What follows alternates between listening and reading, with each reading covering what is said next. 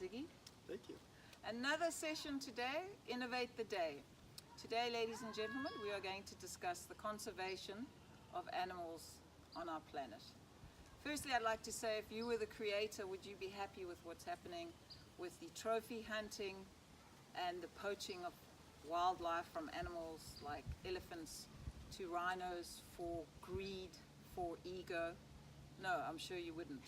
So just a little bit of history on the white and black rhino. As you know, recently the white rhino of the Javan species died of old age, and he's left behind his two daughters, and unfortunately they aren't able to bear any more little babies, so they're doing in vitro and having a hard time. That's up in the northern part and in Kenya. The southern rhino, we're fortunate we still have a few of them, but they're diminishing at a wild rate. And as you all know, the reason why there's poaching of these rhinos is basically greed, power and ego. It's a deep-seated cultural belief that rhino powder, which is actually keratin, it's like the beak of a cockatiel, or it's like the hoof of a horse. It's keratin, and it's made up of calcium and melatonin.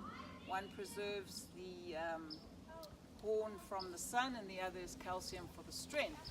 But it's basically the signature of the rhino is the horn. So, you know, it's like taking our nose off and we would have no smell. It's just inhumane, and it's all for aphrodisiac reasons and fables which are not true, that what this powder can do in terms of a cure-all. And we need to kill that. We need to shut it down as soon as we can. And we're here today to offer solution, not just face the problems of the poaching. We're here for the solution. And also, you must realize that there's an exploitation by these cartels of underprivileged people, so humanity comes into play here as well. So today we just want you to take cognizance of this and support our film called Bloodline, which actually gets down to the nitty-gritty of what's going on. It is quite sensitive, but it has to be shown in order to make an impact and shock people into reality. What do you feel today about that, Ziggy? Okay, thank you. For me, one of the focuses is getting to the heart of the problem, and saying that it's greed. Yes, there's an aspect of greed, but then there's also the flip side of the demand, what creates a demand. And we can either look at it on a general level, or we can look at it on a specific level. On the specific level, it's grown men with sexual dysfunctions trying to fulfill a void in their life.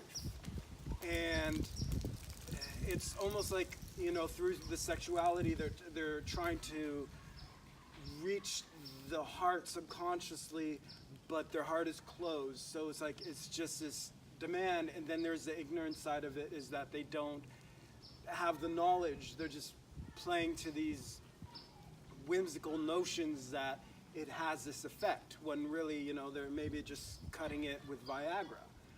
So there's that on the specific level, but then there's also the general level, that this nostalgia that, you know, you can look at it even in our American culture, where we have some of the same problems in our culture, and they lead to other problems. And it just happens that in this cultural area abroad, that it actually results in the death of rhinos. So it's like we have the same general problems. We have the greed, we have the sexual dysfunction and deviation that causes men to act inappropriately, where you see it in Hollywood.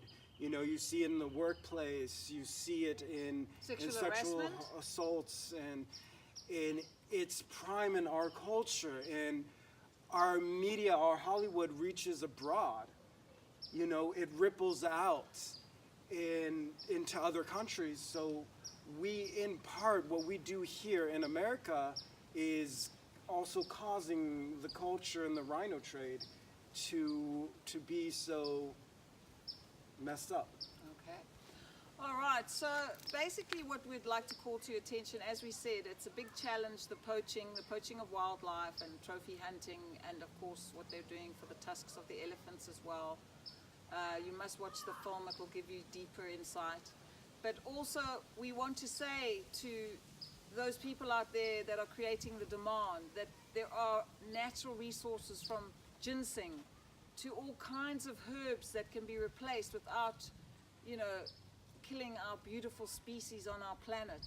And we just want you to know that what you're doing is not okay. And we'd like to end this off by saying, please find the compassion in your heart to stop and think about what you're doing. Anything you'd like to close with? Yeah, I'd like to close a little bit on the marketing side and the push is that there is an information stream and we need to guide that information stream and give it a push so that that information and awareness and understanding could get to those people that are creating the demand. If they have the knowledge, if they have the information that would destroy that demand and open up a new, healthier demand, then we can dry out the problem. But until we do that, there'll always be poaching. Exactly, and it's a multi-million-dollar game. It's a game where there's demand and there's supply. So without the demand, there's going to be no need for the supply. Thank you for joining us today. Thank you. Thank you, Ziggy. Appreciate and have it. a lovely day.